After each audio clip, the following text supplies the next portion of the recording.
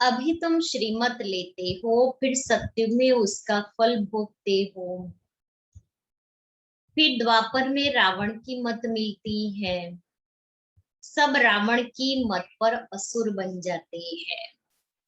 तुमको मिलती है ईश्वरीय मत। मत देने वाला एक ही बाप है, वह है ईश्वर।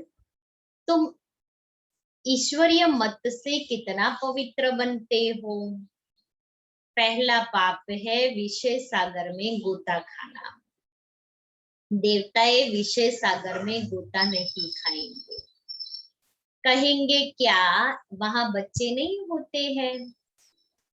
बच्चे क्यों नहीं होते, परंतु वह है ही वाइसलेस दुनिया, संपूर्ण निर्विकारी। वहां यह कोई विकार होते नहीं।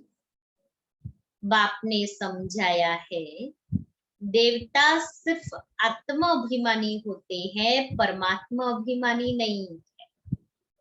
वहां नेचुरल सोल कॉन्शियस स्थिति है। वहां सिर्फ आत्मा अभिमानी है, आत्मा का ज्ञान, परमात्मा का नहीं। तुम आत्मा अभिमानी भी हो, परमात्मा अभिमानी भी हो। अभी पहले दोनों नहीं थे। सत्युग में परमात्मा को नहीं जानते, आत्मा को जानते हैं कि हम आत्मा या पुराना शरीर छोड़ फिर जाए नया शरीर लेके। तो वहां आत्मा अभिमानी, क्योंकि आत्मा का ज्ञान है कि मैं आत्मा शरीर छोड़ नया दूसरा जन्म ले, नया शरीर ले। द्वापर कलयुग में न आत्मा अभिमानी है न परमात्मा अभिमानी है, और अभी संगम युग पर दोनों है, आत्मा अभिमानी और परमात्मा अभिमानी। पहले मालूम पड़ जाता है अब पुराना छोड़ नया लेना है। ये सत्युग की बात बाबा कहते हैं कि मालूम पड़ जाता है कि मेरे शरीर की आयु अभी पूरी हुई, अब ये पुराना चोला छोड़कर नया लेना है। बच्चा होता है तो भी पहले से साक्षात्कार हो जाता है। योग बल से तुम सारे विश्व के मालिक बन जाते हो। तो क्या योग बल से बच्चे नहीं हो सकते। इतनी बड़ी दुनिया के मालिक बन जाते हैं योग बल से। तो बाबा कहता है क्या योग बल से बच्चे पैदा नहीं होंगे, योग बल से सृष्टि नहीं चलेगी। योग बल से कोई भी चीज को तुम पावन बना सकते हो। इतनी ताकत है योग में कि योग बल से कोई भी चीज को पावन बना सकते हैं। परंतु तुम याद भूल जाते हो। ऐसी याद चाहिए जो हम कोई भी चीज को पावन बनाए। कोई को अभ्यास पड़ जाता है। बहुत सन्यासी लोग भी होते हैं जिनको भोजन का कदर रहता है।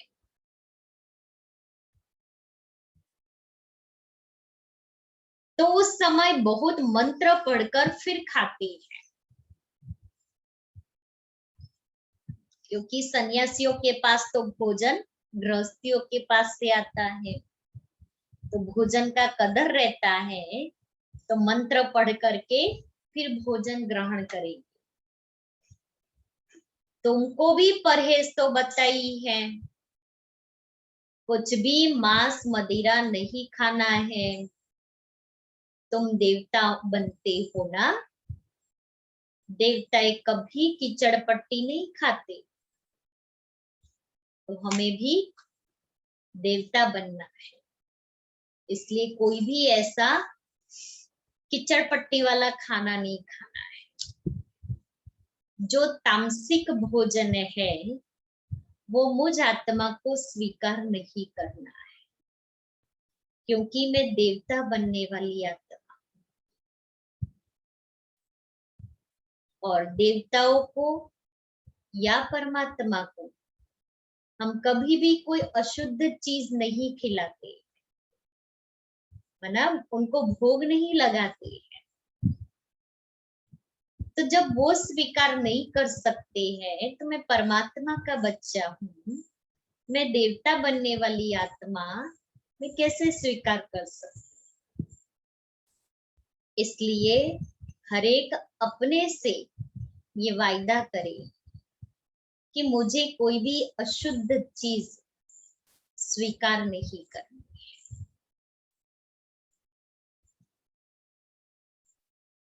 तो देवताएं कभी कीचड़ पट्टी नहीं खाते, तो ऐसा पवित्र बनना है।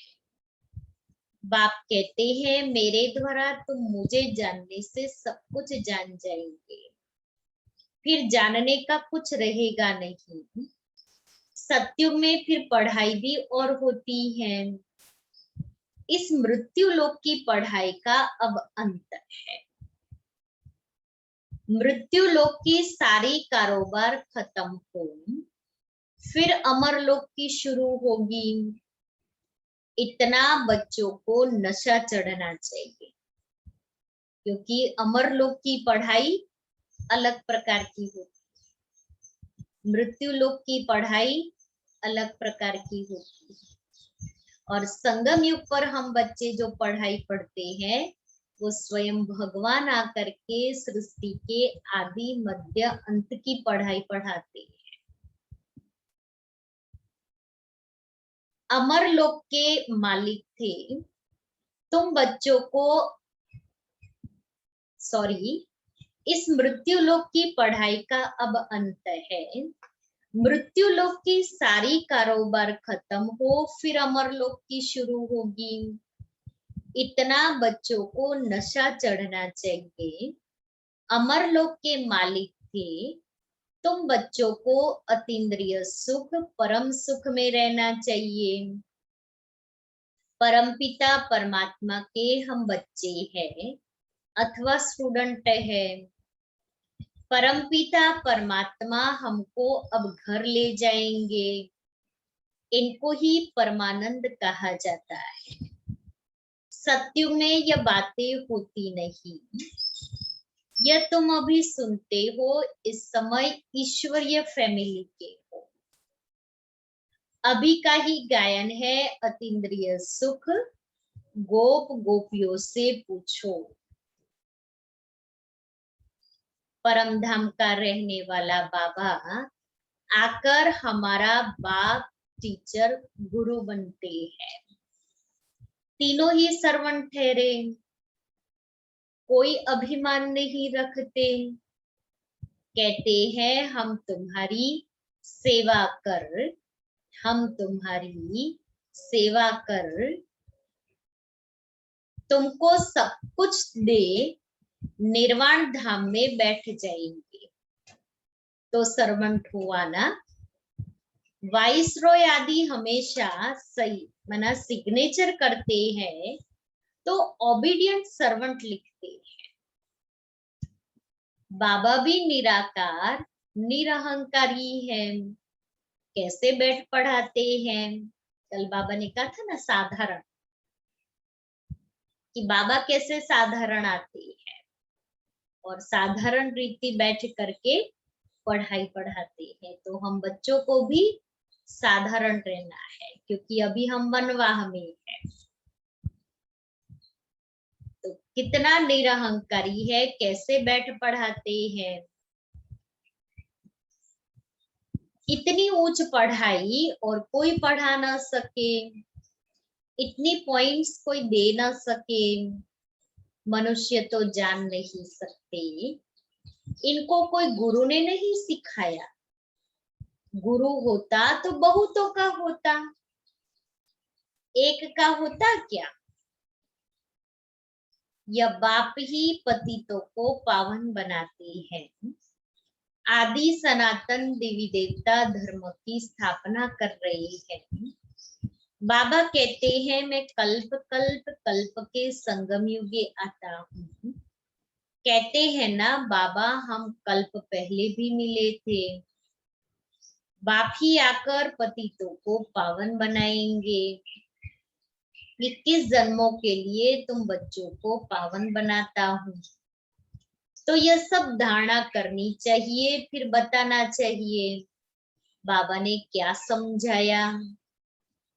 बाप से हम भविष्य 21 जन्मों का वर्षा लेते हैं, यह याद रहने से फिर खुशी में रहेंगे। यह परम आनंद है, मास्टर नॉलेजफुल, ब्लिसफुल। यह सब वरदान बाप से अभी तुमको मिलते हैं। मास्टर ज्ञान का सागर, मास्टर नॉलेज शांति का सागर, मास्टर त्रिकालदर्शी, मास्टर सर्वशक्तिवान, ये सब वरदान अभी मिल रही है बाबा से। सत्युग में तो बुद्धू होंगे, क्योंकि वहां ये ज्ञान नहीं होगा ना। इन लक्ष्मी नारायण को तो कुछ भी नॉलेज नहीं, इसलिए बुद्धू। इन्हों को होती तो परंपरा से चली आती, नॉलेज होती तो परंपरा से चली आती। तुम जैसा परम आनंद देवताओं को भी नहीं हो सकता है। क्यों? क्योंकि अभी हमें बाप मिला है, भगवान का साथ मिला है, उसकी शक्तियां मिल रही है, उसकी मदद मिल रही है। सर्व संबंधों से परमात्मा मुझ आत्मा का हो गया है। सर्व संबंधों का अनुभव हम उनसे करते हैं।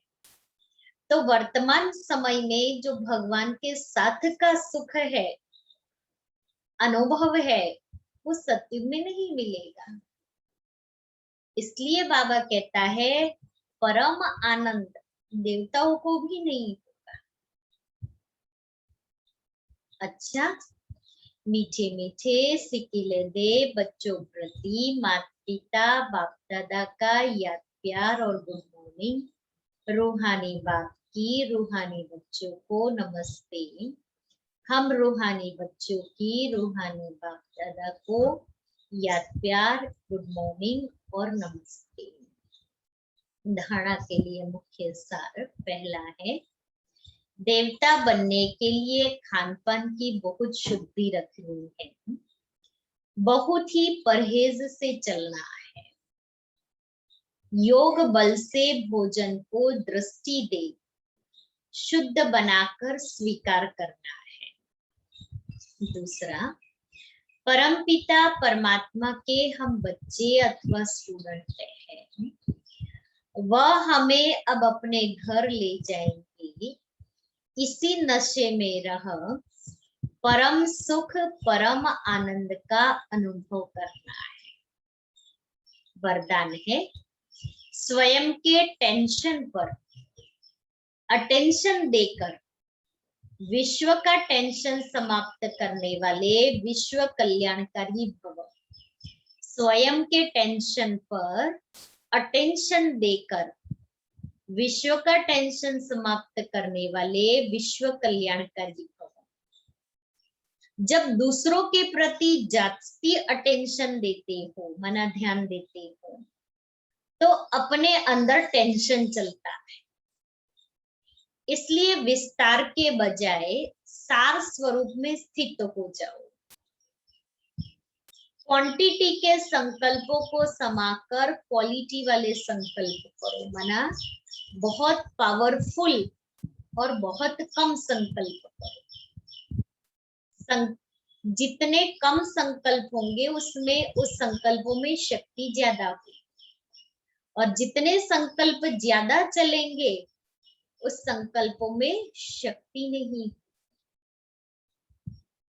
वो संकल्प पावरफुल नहीं होंगे, इसलिए वो संकल्प सिद्ध नहीं होंगे। इसलिए बहुत कम संकल्प, जितना जरूरी है उतना ही संकल्प चले, उतने ही बोल बोले, तो क्वालिटी मिलेगी। पहले अपने टेंशन पर अटेंशन दो, तब विश्व में जो अनेक प्रकार के टेंशन है उनको समाप्त कर विश्व कल्याणकारी बन सकेंगे। पहले अपने आप को देखो, स्वयं के अंदर जाए, हम अपने अंदर भीतर की ओर जाए। और जितना आत्मा अंदर अंतर्मुखी हो जाएगी तो बहुत खजाने मिलेंगे। इसलिए बाबा कहता पहले अपने आप को देखो, अपनी सर्विस फर्स्ट। अपनी सर्विस की तो दूसरों की सर्विस स्वतः हो जाएगी। कि मैं पहले अपने पर रहमदिल बनूं, मैं पहले स्वयं को मदद करूं, मैं आत्मा अपने आप अपने को मदद करूं, रहमदिल बनूं, अपनी खुद की सर्विस करूं, अपने आप को पहले बैठ करके पढ़ाऊं, अपने आप को मैं स्मृति स्वरूप बनाऊं। जब मैं स्वयं की सर्विस करेगी तो दूसरों की सर्विस स्वतः होती जाएगी। स्लोगन है, योग की अनुभूति करनी है तो दृढ़ता की शक्ति से मन को कंट्रोल करो। योग की अनुभूति करनी है तो दृढ़ता की शक्ति से मन को कंट्रोल करो।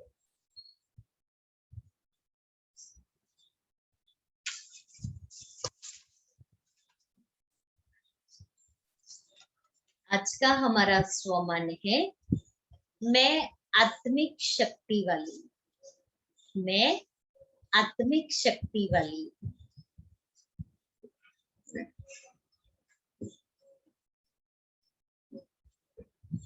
जब आत्मिक शक्ति वाली सेमी प्योर आत्माएं अपनी साधना द्वारा आत्माओं का आह्वान कर सकती है, अल्पकाल के साधनों द्वारा दूर बैठी हुई आत्माओं को चमत्कार दिखाकर अपनी तरफ आकर्षित कर सकती है, तो परमात्मा शक्ति अर्थात सर्वश्रेष्ठ शक्ति क्या नहीं कर सकती।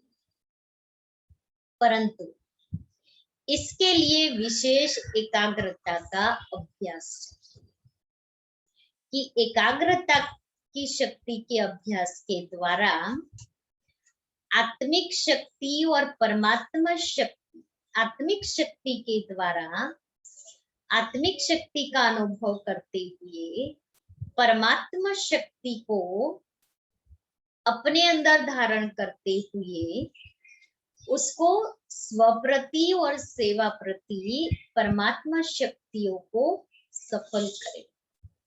इसलिए आज का स्वमान रहा, मैं आत्मिक शक्ति वाली हूँ। ओम शांति।